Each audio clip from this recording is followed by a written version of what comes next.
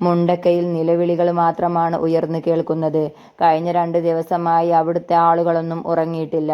ഇന്നലെ രാത്രി ഒക്കെത്തന്നെയും എല്ലാവർക്കും ഭീതിയുടെ നിഴൽ തന്നെയായിരുന്നു.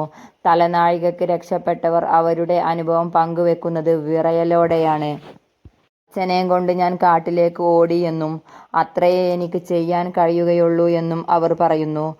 അനിയത്തിയെ രക്ഷിക്കാൻ എനിക്കായില്ല. കുഞ്ഞുങ്ങൾ എൻ്റെ കൺമുന്നിലൂടെ ചളിവെള്ളത്തിൽ ഒലിച്ചു പോകുന്നതായി ഞാൻ കണ്ടു. അവരുടെ നിലവിളികൾ കേൾക്കാമായിരുന്നു. പക്ഷേ രക്ഷിക്കാൻ എന്നെക്കൊണ്ട് സാധിച്ചില്ല. നിമിഷ നേരം കൊണ്ട് തകർന്നടിഞ്ഞ ദുരന്ത നിമിഷങ്ങളെ ഓർത്തോർത്ത് പറയുകയാണവർ. കുട്ടികൾക്ക് ഉറങ്ങാനാകുന്നില്ല.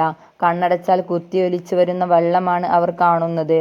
ചെറിയ മയക്കത്തിൽ പോലും അവർ ഞെട്ടിയുണർന്ന് കരയുന്നു.